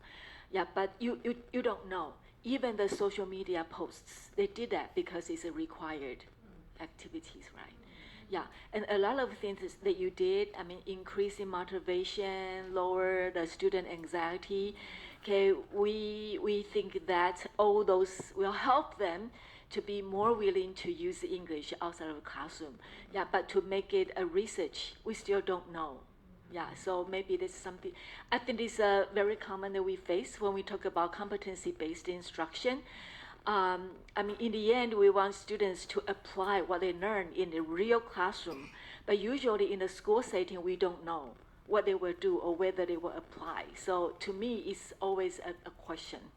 Yeah, how do we know that students will apply what they learn inside the school to the life? Bring that into the classroom through tasks. Starting with tasks that look more pedagogical, then target-like, to gradually move on to tasks that are target tasks and see how they do. So you have multiple types of tasks. So you're saying bring the real life into the classroom. Absolutely. We've been saying laboratory and observatory. Mm-hmm. The EMI classroom ought to be. So even though it started as a required activity or required task, but at least they are doing something give them opportunities connected. to demonstrate what they are able to do. Give them a spectrum of tasks and see where they are. Right? Okay, time-wise, are we? Because I wanted to pick his brain about the connection between the title of his presentation and the data he collected, and I also had a question about what exactly has happened in the study, because I myself, I was a little confused about the interview, and my understanding was that happened, and you learned something, and the interview had some questions with one, perhaps, question speaking to the title of this presentation, and then there was intervention, there was a pre and post, and then I heard him use the language, I would do this, I would do that. So I was a little confused. I don't know what has really happened. So the interview has happened. Has the intervention happened as well? Okay, how long was the intervention? 2 hours of the first class. Yeah. So that was a little better than that 1 hour. I just mentioned this because I have only one in-person class until now. Sure. That's understandable. But the intervention was not long. But you said you would like to continue the study. That's great. The thing about anything that has to do with the intervention is, as a researcher, you need to be exceedingly clear as to what the intervention was, what actually happened. You cannot just simply do an analysis of a pre-questionnaire, post-questionnaire, and then attribute any change to the intervention. You understand what I mean? So the process itself, the process of intervention matters so much to an interpretation of the results. Differences, for sure, we're going to see differences, because the reality is we seldom see the same person performing the same task in exactly the same way at 2 points in time. That's just the nature of it. You know why? Because we have another variable that's operating in the background, and that is time. When time changes, we change as well. Participants change too, and the changes affect their behaviors. So changes are given. We can take the changes for granted. And what we can't take for granted is that we attribute to all changes. We call them improvement. And we say those are attributable to the intervention. Does that make sense? So first of all, we need to be super clear about the intervention. How long? What actually happened during the intervention? And then what measures were used to gauge changes? Does that make sense? All right. And ultimately, the question that you need to ask yourself is, I've done a little bit of intervention. I have collected some data. I see differences. What do I know about my own topic? Bridging in-class learning and out-of-class practice in EMI. What insights have I taken from this experience in relation to that question? Fading or flowing, bridging the gap. Okay. So I still have time to reply. Oh, actually, I already. 30 seconds? Okay. Can I have 30 seconds? Okay. So can you move to the feedback? Okay, sorry. The assignment of students. So actually, because of time, so I do not just explain it very in detail. But I'd like to highlight this is that I would like to see that whether students, when they just need to complete this homework, right? But whether they just search more or just provide more experience in the daily life. So actually, the letters is very small, but in this the left side, the student just say, "Oh, I recall that one of my experience that blah blah blah," and then I think that this technology may help me to solve this kind of questions. So I would like to observe this during this semester to see whether they would like to use this kind of things to do more things. So I just like to connect this in class and off class. Okay. And the last one is that about the topic about fading away, right? So actually I found, as Professor Han said, I like to see that the scaffold just fading. Means that there's no need that I provide assignment and other things, but the students would like to discuss these questions and problems by themselves after class. Okay, thank you. Thank you very much. Let's give him a round of applause. Right. Before I formally introduce the next presenter, I'd like to direct your attention to what Professor Han is doing. You probably noticed that she acts like a conductor and facilitating the discussion and conversation in the classroom. And this is exactly what we need to do in the class. All right. Okay, so the next presenter will be Zhu Jin from NTNU, and she's going to talk about reframing EMI as cultural translation. And I had the privilege to observe her class the other day, and I was totally impressed. Her ability to facilitate the students' discussion and thinking of very abstract topics. So without further delay, let's welcome Zhu Jin. Thank you. Thank you, Professor Liu. Professor Han, is it okay I sit here next to you? Okay, because I'm multitasking with mic and my script and this remote controller. Okay, so my capstone project began as one simple frustration. Why do my students look more terrified of English than of Foucault? That's the French theorist. So I turned this frustration into research. And this presentation is the story of how an EMI art theory seminar became an experiment in cultural translation rather than linguistic gymnastics. Let's start with the big picture. Taiwan's bilingual 2030 policy imagine EMI instruction as the key to global competitiveness. Sounds great on paper, right? But in reality, EMI often lands in classroom like a UFO, shiny, boring, and slightly confusing. It's really a top-down directive, meaning we teachers are taught to teach in English with little consideration for what that means in art theory, a field where meaning depends on nuance, translation, and cultural context. The result, students who are brilliant in Mandarin suddenly become silent. And teachers like me start wondering, is EMI about learning or just surviving? So here's the puzzle that motivate this project. Many students enrolled in EMI courses just simply because they have to. It's a degree requirement, not a passion project. As one of my students told me, I just want to survive the readings. And indeed, survival becomes the dominant mode. The focus shifts from developing critical ideas to just making it through dense English theory. I started wondering, asking myself, how can we move from degree requirement to intellectual adventure?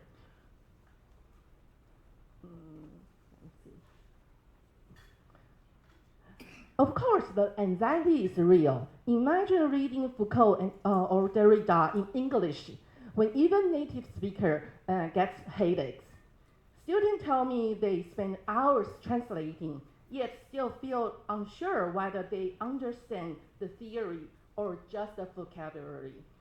This leads to what I call theoretical alienation. Students can decode the words, but the idea feels remote, Western, abstract, disconnected from their own creative lives. So at the core of this problem is agency. Students feel like passengers on a theoretical airplane flown by Western scholars. EMI becomes a kind of imported system. They are just trying not to crash. My goal was to hand them the steering wheel to design activities where they could translate, reinterpret, and localize theory in ways that felt personally meaningful. In short, I wanted to move the classroom from policy compliance to creative ownership. So here is the paradox. Students say they are unmotivated, but when I give them space to experiment, they become incredibly inventive. So maybe the problem is not motivation, it's the structure. When the course allows creative collaboration, curiosity naturally replaces compliance. And one student joked, I hate EMI, but I love this class. I decided to take that compliment. So let's look at briefly at the data from my pre-class questionnaire. Only 6 students, but rich responses.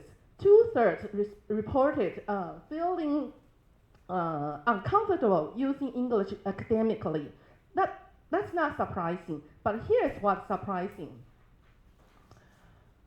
Even the anxious students wanted to read global theory directly to access the original ideas.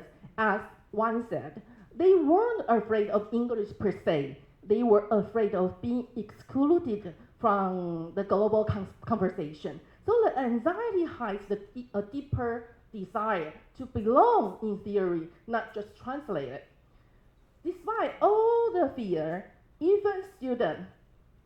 every single student, 100%, agree with the reasons for promoting EMI. That's surprising, right? They see it as a necessary step for Taiwan's global participation. One even wrote, reading theory in English lets me connect what I do to global conversation. I found that touching because beneath the institutional pressure, there's hope. Students actually want to connect their local artistic voices to the global stage. The question is, can classroom design help them to do that without making them lose their voices in the process?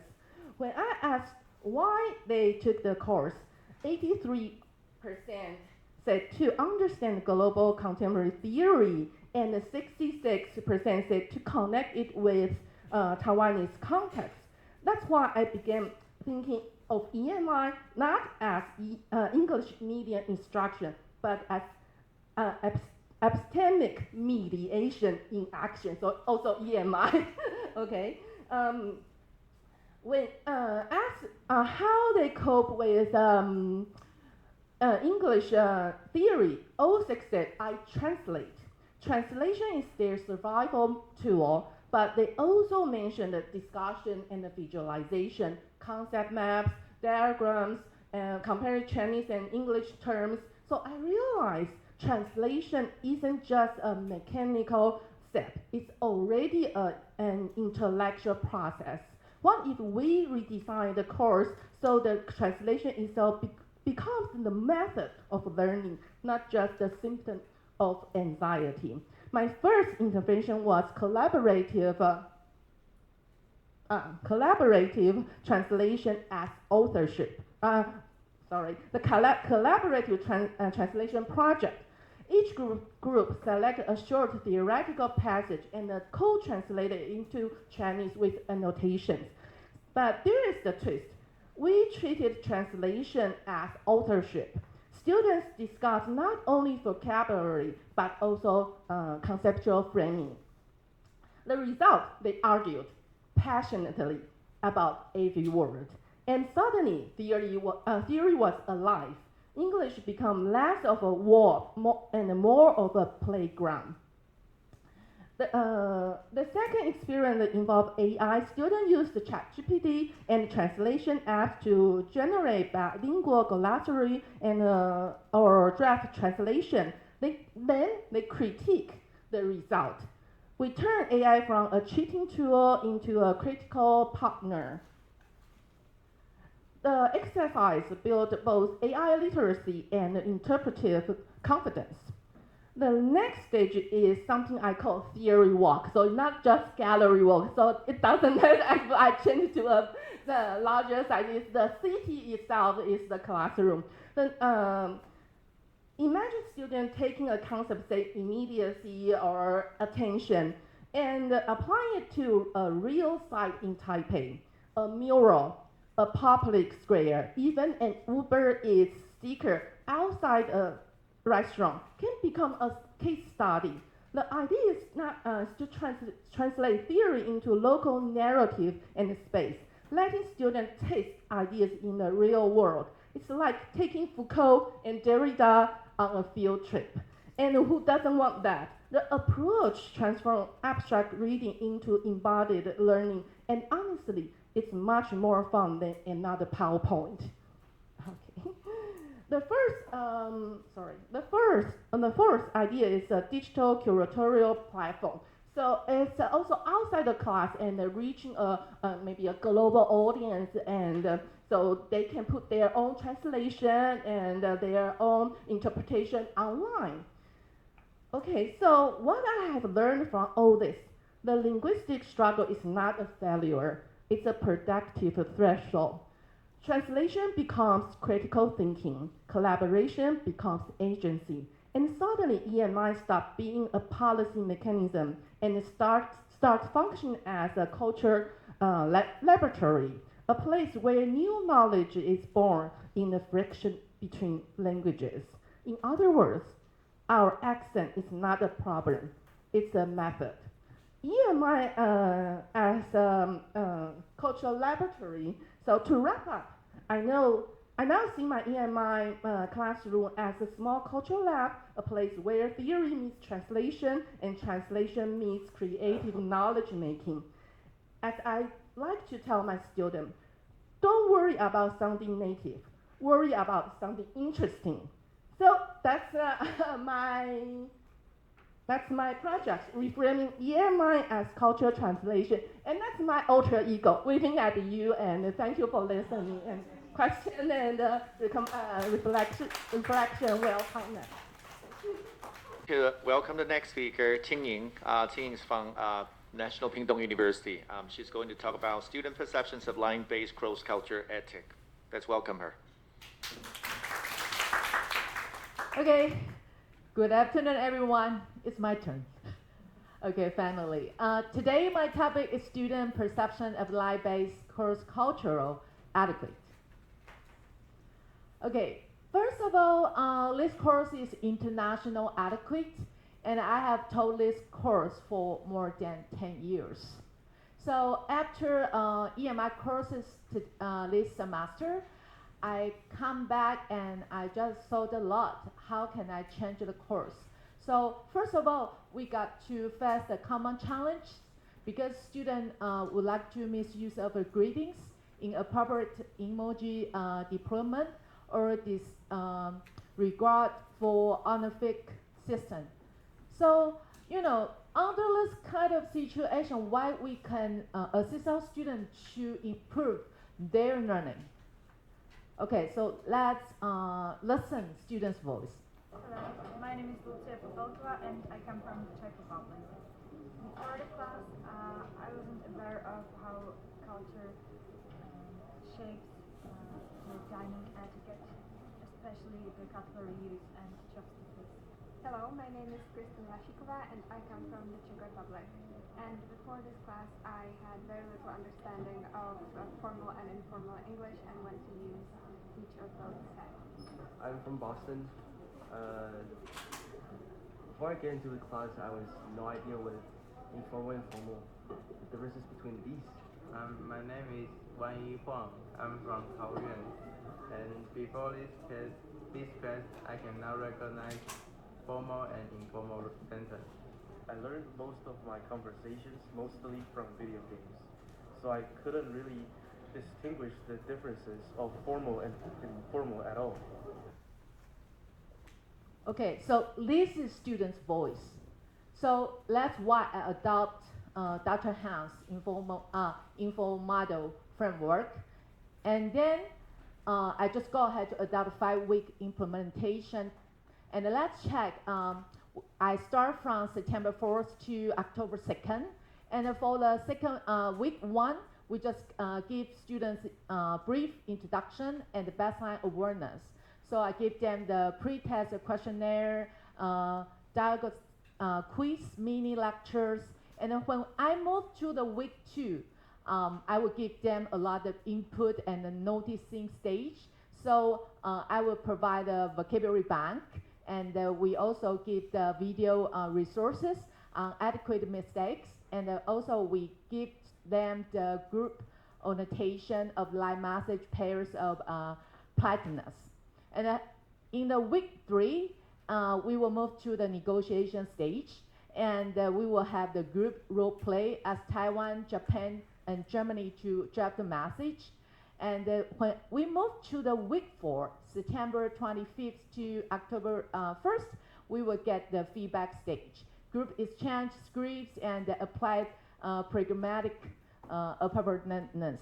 And on the last one, the week 5, we will get the output. Okay, so final live transcript submission, 2 minutes reflection videos, and a live role play will happen. And like this, students just go ahead to submit and give the presentation, and they will provide like the formal and the informal way, and in different kind of occasion. And also they go ahead to provide a different culture issue and what kind of the proper way they got to have a response. And the last part, I think that is the interesting part, because before they didn't show the live interaction, and they will provide a lot of live interaction between them, and they will give like what is a proper one and what is an improper one. Okay.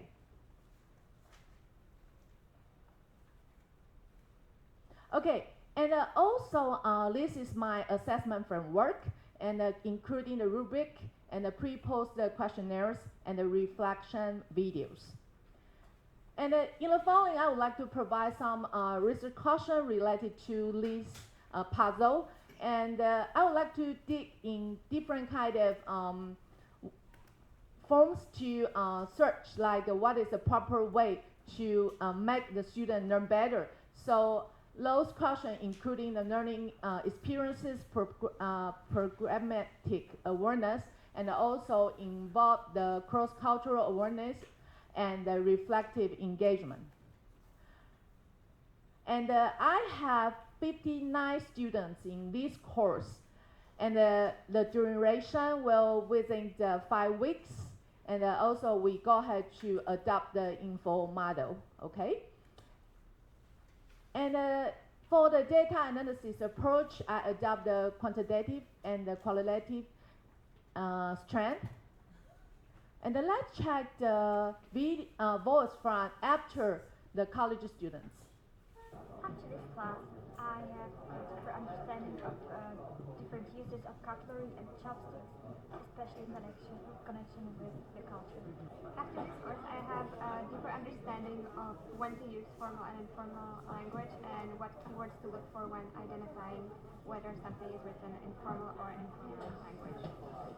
I have huge enthusiasm at the class since I learned the national etiquette, and the detail of it is how to describe politely to a person you wanna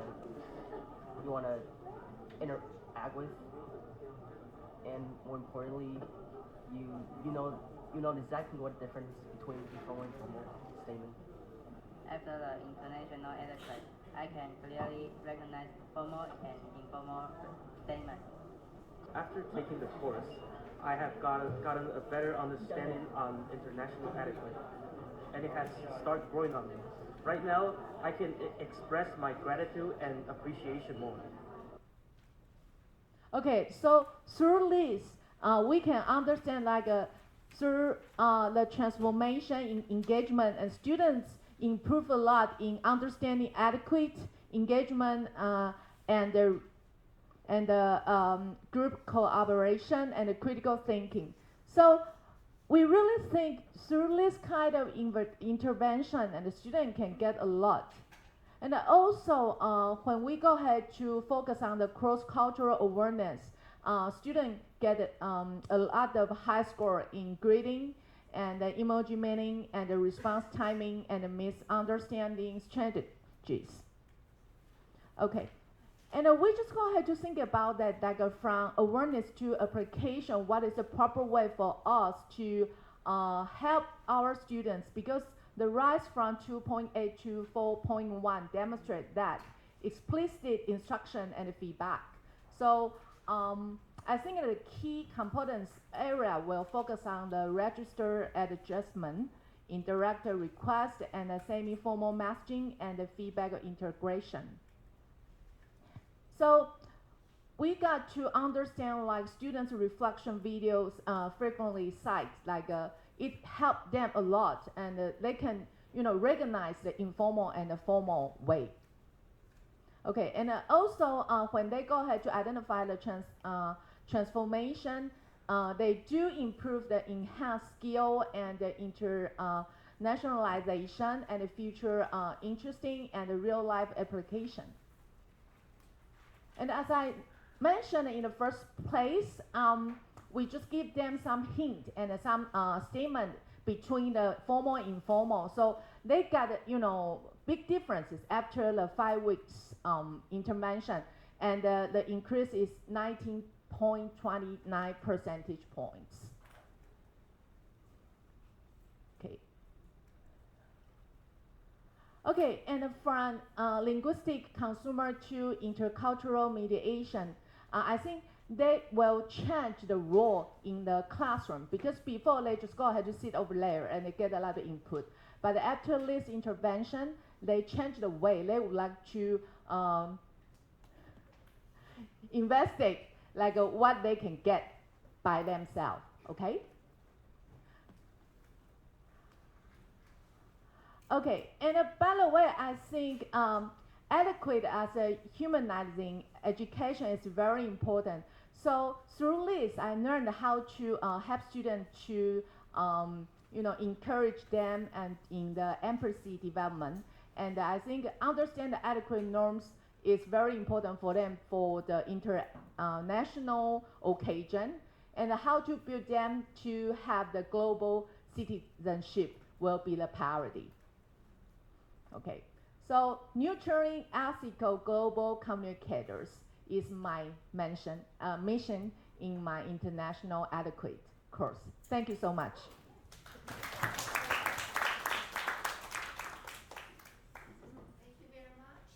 Would like to invite Junko to offer your observations. Thank you. So your students are learning how to express or how to communicate appropriately in English-speaking culture. Yes. Okay. So then, because I was a little bit confused when you mentioned about cultural appropriateness, I wasn't sure which culture you were mentioning about. So because you said you have been teaching this course for over 10 years, yes.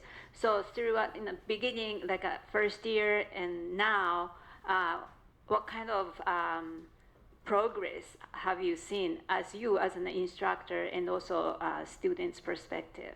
I think the textbook will be the priority we got to concern, because in the first place, sometimes I will adopt the Chinese version, and sometimes, if the feedback is not good, and we will change to the English version.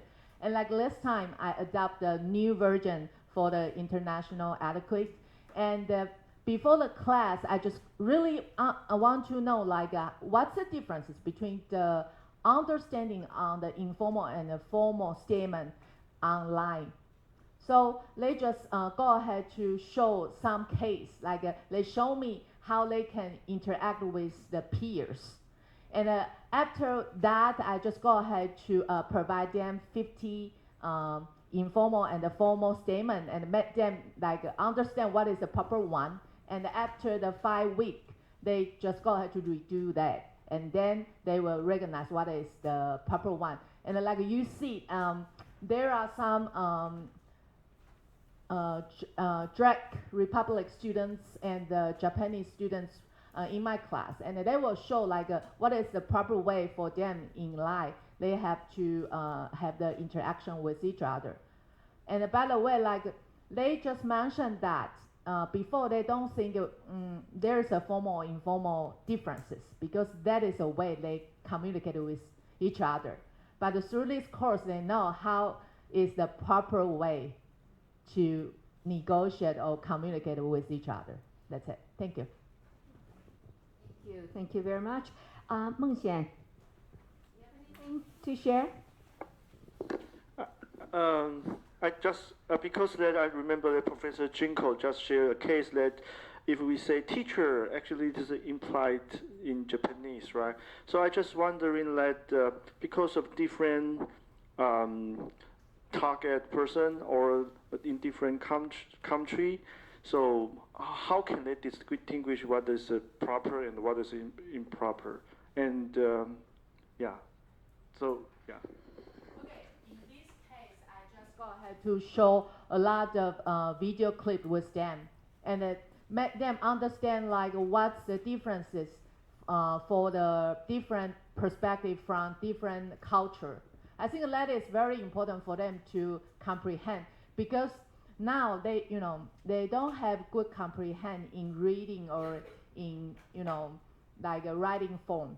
But for the video clip, it will help them to comprehend what is the proper one. Because sometimes give them, the sheets and make them understand what is the proper statement, and they still cannot get it. But I just go ahead to provide the video clip, and they can comprehend. So I think that will help us to deliver the message from us to students. That's it. Thank you. Okay. Tony. I think my question is actually inspired by the book. Okay. Good. Okay. It's inspired by Meng Xian and also Jinko. I think what she did in the class is mostly to enhance students' awareness. It's not so much about really prescribing the norm to the students that this is the way. So I think what she was trying to say is probably throughout her class activity and throughout different possibilities, Yep. awareness are raised. Yep, yep. The intervention was a step in the right direction. So I really appreciate hearing you say after coming back from the 2-week program, you begin to think about how to restructure the ways in which you teach the class. And apparently, based on the feedback you got, students enjoyed the changes, right? With that said, maybe something to consider here. If you want to continue structuring your sessions around the info conditions, keep in mind the info conditions are not sequential. So it's not day 1 input, day 2 negotiation, day 3 feedback, and day 4 output. They all can happen in one session, okay? And that exposure to input can actually happen in every week, right? It can happen after output, it can happen after focus on form, it can happen. So it is not, info is not meant to be a fixed sequence such that you only dedicate your teaching to one thing at a time, okay? All right, so with that, I'm looking at the time now. We're 1 minute, Helen, is that right?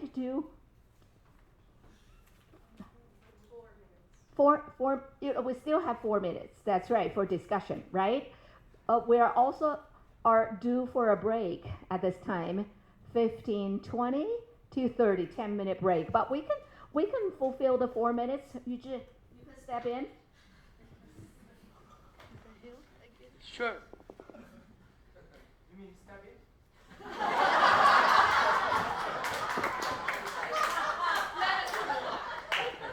just to us. Let's take a break. Thank you.